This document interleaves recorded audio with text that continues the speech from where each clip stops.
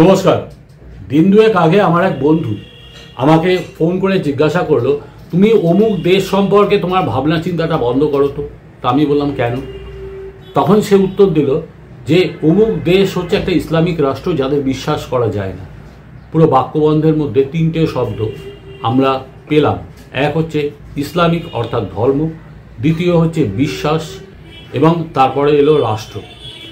আমি খুব সংক্ষেপে আজ এই আলোচনা করব।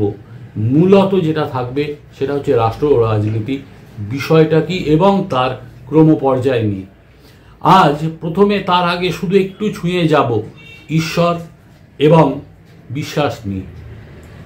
আমি আমার চ্যানেলে আপনাদের প্রত্যেককে স্বাগত জানাচ্ছি এবং একটাই অনুরোধ করব, যদি এই আলোচনা আপনাদের পছন্দ হয় তাহলে দয়া করে এই চ্যানেলটি সাবস্ক্রাইব করবেন এবং শেয়ার করবেন, এটুকুই অনুরোধ। এবার আসি মূল প্রসঙ্গে। প্রসঙ্গের প্রথম হচ্ছে ঈশ্বর। ঈশ্বরকে আমরা দেখিনি। আমরা ঈশ্বরের সৃষ্টি বা ঈশ্বরের আগমন পৃথিবীতে কিভাবে ঘটেছিল সেটা মোটামুটি জানি। সেটা হচ্ছে মানুষ যখন শিকার বৃত্তি থেকে কৃষি জীবনে অভ্যস্ত হয়ে উঠল, তখন তারা এক জায়গায় থাকা শুরু করলো। তখন তাদের মধ্যে একটি অনুশাসন আনার জন্যে তাদের যারা নেতা ছিল তারা এই ঈশ্বর নামক কনসেপ্টের আমদানি করেছেন। দ্বিতীয় জায়গায় যেটা আসি সেটা হচ্ছে বিশ্বাস। বিশ্বাস শব্দটা এসছে টাকার জন্মের আগে থেকে। অর্থাৎ একসময় যখন মানুষ কৃষিজীবী হয়ে উঠল, তখন এক একজন এক একটা কাজে দক্ষ হয়ে উঠল। অর্থাৎ কেউ লাঙল চালাতে দক্ষ, কেউ লাঙল বানাতে দক্ষ, কেউ সেচের কাজে দক্ষ, কেউ শস্য তোলায় দক্ষ, কেউ আবার সেই শস্যকে খাদ্যে পরিণত করতে দক্ষ। অর্থাৎ দক্ষতা বিভিন্ন রকমের হয়ে গেল। যখন দক্ষতা বিভিন্ন রকমের হয়ে গেল, তখন একটা জিনিসের প্রয়োজন হলো, সেটা হচ্ছে বিনিময় প্রথা।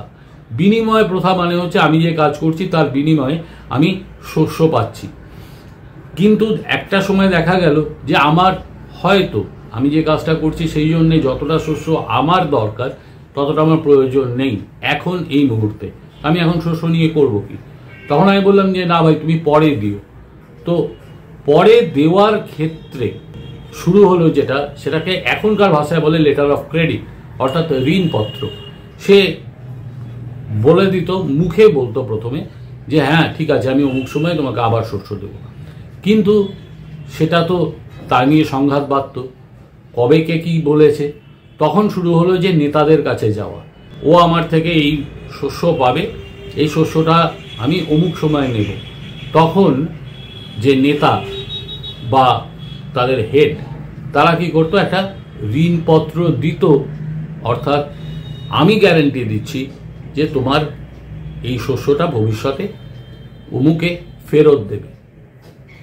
এবং দেখা গেছে মেসোপটেমিয়াতেও এই ধরনের পোড়ামাটির ঋণপত্র ট্যাবলেট পাওয়া গেছে। এবং এটা কিন্তু টাকার জন্মের পূর্ব ইতিহাস। অর্থাৎ এখান থেকে কিন্তু টাকার জন্ম হয়েছে। টাকা বিষয়টা আপনারা খুব ভালো করে জানেন, একটা কাগজের টুকরো মাত্র, যেখানে থাকে I promise to pay you some of this this this. এই যে জায়গাটা, এই জায়গাটা হচ্ছে বিশ্বাস। মানুষ কিন্তু তখন আরেকজনকে বিশ্বাস করতে শুরু করলো থ্রু সেই লিডার বা নেতার মাধ্যমে। এবার সরাসরি চলে আসি রাষ্ট্র প্রসঙ্গে। এই আলোচনাটা আপনারা মজা পাবেন, এই গ্যারান্টিটা আমি আপনাকে দিচ্ছি। রাষ্ট্র বলতে আমরা বুঝি একটা ভৌগোলিক সীমানা, আর তার শাসক ও তার সরকার এবং তাদের কার্যক্রম। পৃথিবীতে রাষ্ট্র সম্পর্কে অনেক রকমের তকমা লাগানো হয়েছে। যেমন কেউ বলছে অমুক রাষ্ট্র সোশ্যালিস্ট, অমুক রাষ্ট্র ক্যাপিটালিস্ট, বলা হয় অমুক রাষ্ট্র গণতান্ত্রিক, অমুক রাষ্ট্র একনায়কতান্ত্রিক, অথবা অমুক রাষ্ট্র ইসলামিক, তমুক রাষ্ট্র সেকুলার। এই যে বিভিন্ন তকমা লাগানো হয়, এই তকমা কতটা সত্যি সেটা কি আমরা জানি? যেমন ধরা যাক চীন। চীন হচ্ছে একটা কমিউনিস্ট রাষ্ট্র, বা এক কথায় বলা যায় সোশ্যালিস্ট রাষ্ট্র যদি বলি। ক্ষমতা কেন্দ্রীভূত আছে পার্টির কাছে এবং তারাই সেভাবে চালায় তাদের দেশ। কিন্তু বাস্তবে তারা কি আমরা জানি, তারা একনায়কতান্ত্রিক।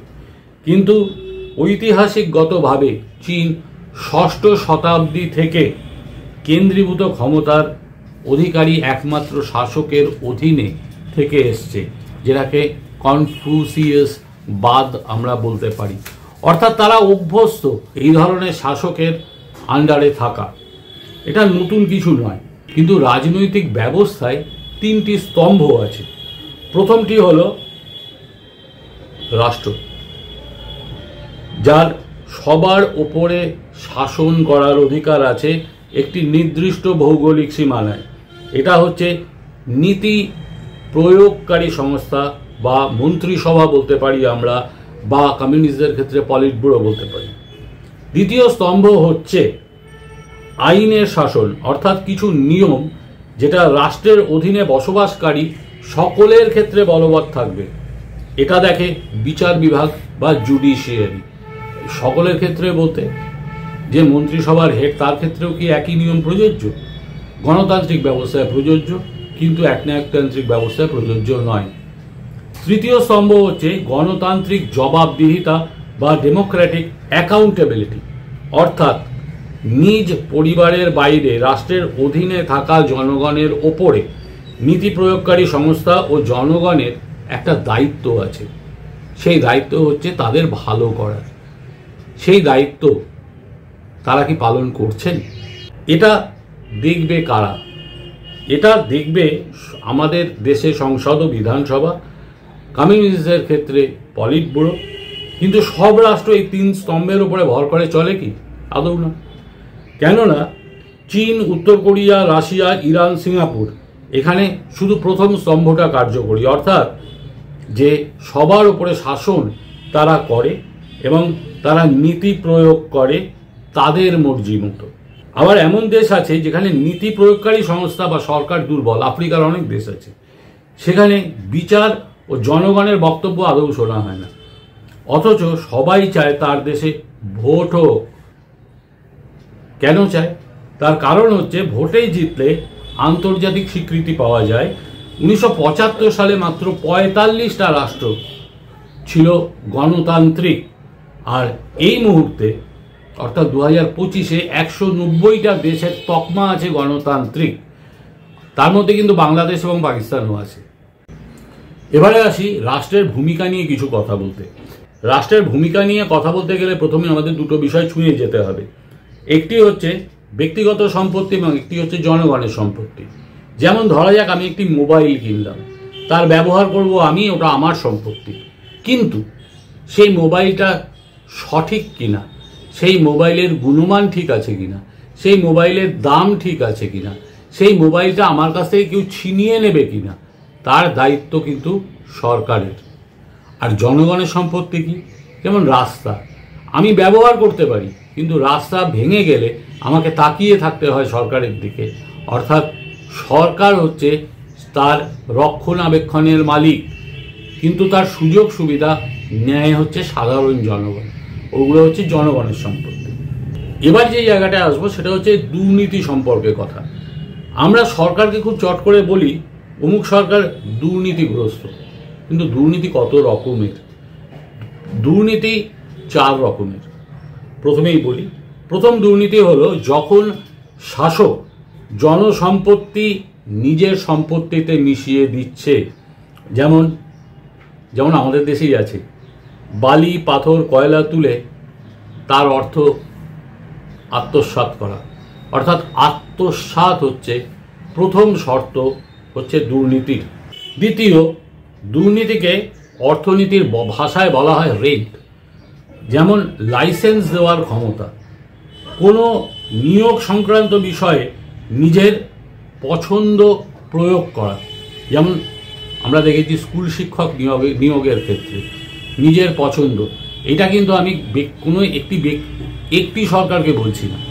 এই যে নিজের পছন্দ প্রয়োগ, সেটা টাকার বিনিময়েও হতে পারে অথবা দলগত আনুগত্যের ভিত্তিতেও হতে পারে, কিন্তু নিজস্ব পছন্দ সেখানে চাপিয়ে দেওয়া হতো।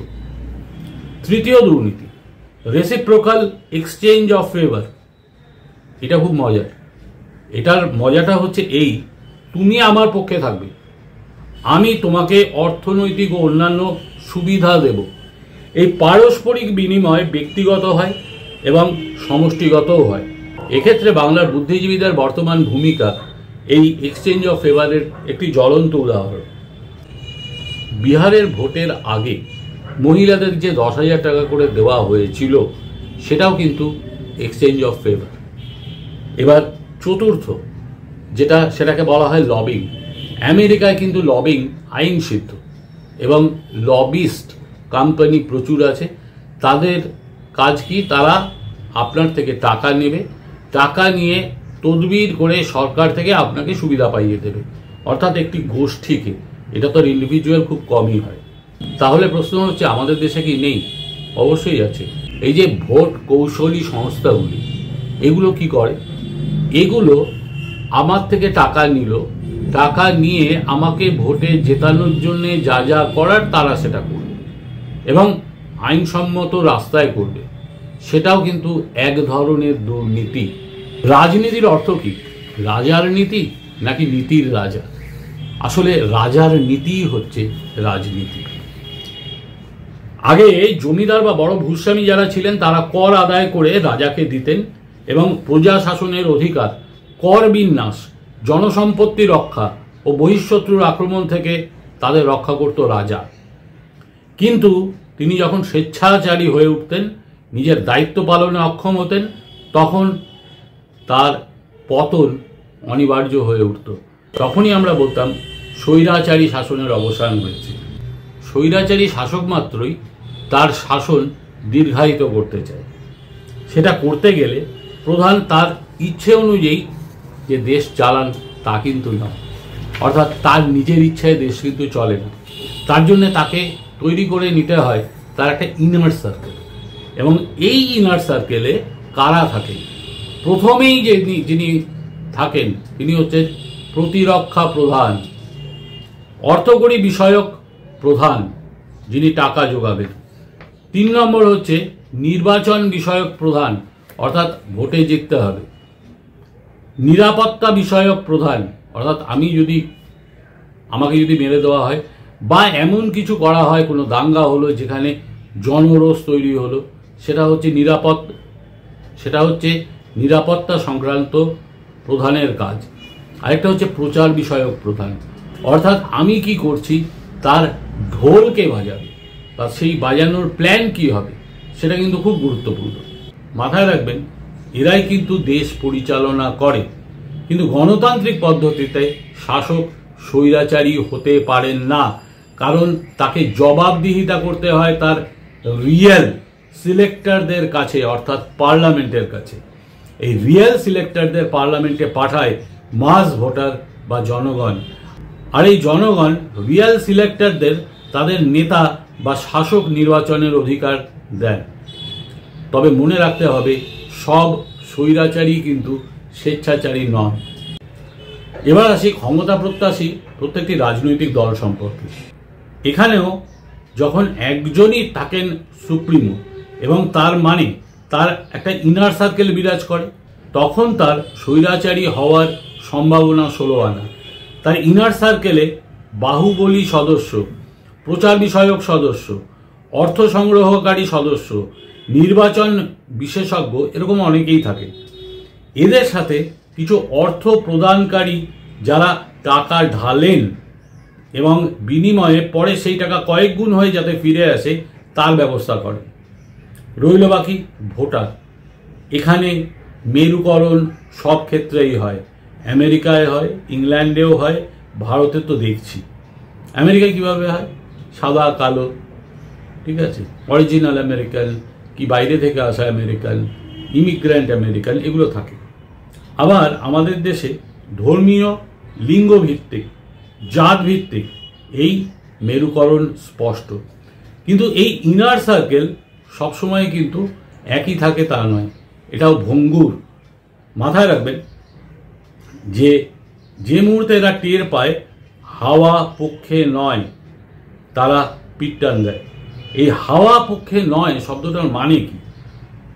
মহিলাদের জন্য যোজনা করে, ইমাম পুরোহিত ভাতা দিয়েও যদি পক্ষে থাকা সুরক্ষা দল বোঝে যে না এই দল জিতবে না, তারা সর্বাগ্রে যেটা করে তারা নিরপেক্ষ হয়ে যায়। আর যে ইনভেস্টররা অর্থ দেবেন বলে প্রতিশ্রুতি দিয়েছিলেন তারাও কেটে পড়ে।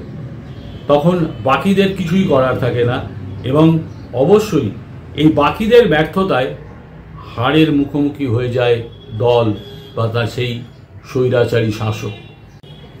কিন্তু কখন বুঝবেন যে তিনি স্বৈরাচারী হয়ে উঠেছেন?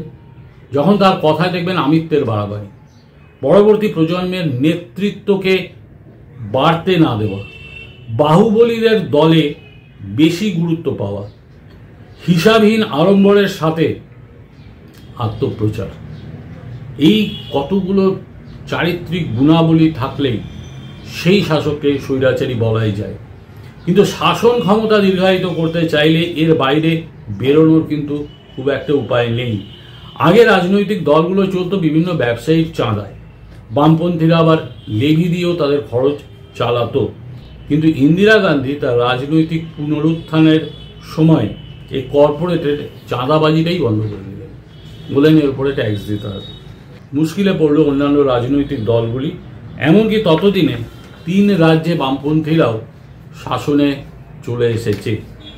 এই সুযোগে কিন্তু ঢুকে পড়ল হচ্ছে বাহুবলীরা। অর্থাৎ গত 2024-এ যদি আপনি দেখেন, নির্বাচন প্রার্থীদের মধ্যে 17% ছিল যাদের বিরুদ্ধে ক্রিমিনাল কেস আছে। না, আমি একথা বলছি না তাদের এগেনস্টে ক্রিমিনাল কেস আছে মানেই তারা ক্রিমিনাল, সেটা আদালতের বিষয়, কিন্তু তাদের বিরুদ্ধে ক্রিমিনাল কেস ছিল এবং এদের অনেকেই কিন্তু সংসদে জিতে এসেছেন। ভারতে 2014 সাল থেকে 2018 সাল অবধি মুখ্য উপদেষ্টা ছিলেন অরবিন্দ সুব্রমণিয়াম। তিনি তার নিবন্ধে লেখেন যে ভারতীয় নব্য রাজনৈতিকরা 3 উপায়ে টাকা কামান। প্রথম উপায় রেগুলেটরি রেন্ট, বিভিন্ন শিক্ষা প্রতিষ্ঠান, হাসপাতাল এগুলো তৈরির অনুমোদন দিয়ে তারা টাকা কামান। দ্বিতীয় উপায় প্রকিউরমেন্ট, অর্থাৎ উন্নয়নের যে কার্যকলাপের সুবিধা দান তার মাধ্যমে টাকা কামান, অর্থাৎ যে কন্ট্রাক্ট দেওয়া হয় সেই কন্ট্রাক্ট দেওয়ার মাধ্যমে টাকা কামান। আর তৃতীয় উপায় কোনো একটা কর্পোরেট গোষ্ঠীকে সুবিধা দানের বিনিময়ে তারা টাকা কামান। কিন্তু এদের আগমন কেন মেনে নিচ্ছে রাজনৈতিক দাদারা? কারণ এক, সেই কালো টাকা। অর্থাৎ নির্বাচনে খরচ করার জন্য যে টাকার প্রয়োজন হয় সেই টাকাটা কিন্তু দরকার হয় রাজনৈতিক দলের পক্ষে। ভারতে নির্বাচন কিন্তু ভীষণ ব্যয়বহুল, কেননা এখানকার জনসংখ্যা প্রচুর। মনে করুন একটি লোকসভা এলাকায় আছে 16 লক্ষ, এবং তাদের কাছে পৌঁছতে হয়, এবং তার মধ্যে আছে বহুদলীয় অংশগ্রহণ, অর্থাৎ সেখানে একটা কম্পিটিশন। আর আরেকটা ঝামেলা হচ্ছে বিভিন্ন সময়ে নির্বাচন হয়, বিধানসভা এক সময়, লোকসভা এক সময়, মিউনিসিপ্যালিটি এক সময়, পঞ্চায়েত এক সময়। বিভিন্ন সময় নির্বাচনে কিন্তু অংশগ্রহণ করতে হয় দলগুলিকে, কাজেই বারবার নির্বাচন, বারবার তাদের টাকা ঢালতে হয়। অবশ্য এই গোলকধাঁধা থেকে বাঁচার জন্য ভারতের প্রধানমন্ত্রী একটা কাজ করেছিলেন, সেটা হচ্ছে ইলেকশন বন্ড। ইলেকশন বন্ডের মধ্যে স্বচ্ছতা না থাকার জন্যে সেটা এই মুহূর্তে আদালতের নির্দেশে সেটা আর কন্টিনিউ করছে না। তাছাড়া আরেকটি জিনিস তিনি করেছিলেন, সেটা হচ্ছে সব নির্বাচন একসাথে, অর্থাৎ একই দিনে একই সাথে নির্বাচন হোক, তাতে খরচ কমে। কিন্তু সেটা জানি না সেটা আজকে কী অবস্থায় আছে, হয়তো 20 চলে।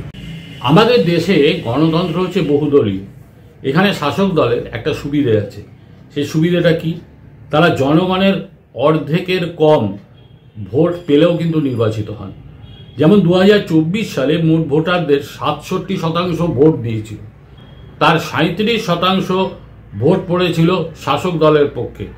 অর্থাৎ মোট জনগণের 25% সমর্থনে কিন্তু কেন্দ্রীয় সরকার তৈরি হয়েছিল। তাই সব দল চায় ভোটারদের বিভক্তি। যেমন পশ্চিমবঙ্গে মুসলমান ও মহিলা ভোটের একাংশ টেনে নেয় এখানকার শাসক দল। মুসলমানদের ভোট কত? 33%। অমুসলমান ভোট হচ্ছে 67%। এই 67%-এর মধ্যে অর্ধেক হচ্ছে মহিলা। তাদের মধ্যে থেকে 10-12% ভোট পেলেই তো ক্ষমতা নিশ্চিত। এটাই স্বৈরাচারী শাসকদের ভোট অঙ্ক। তাহলে কি জনগণের কিছুই করার নেই? আছে। সেটা হলো প্রশ্ন তোলার, সরব হওয়ার। স্বৈরাচারী যদি মেরুকরণ করতে পারে তাহলে জনগণও পারে সেটা আটকাতে।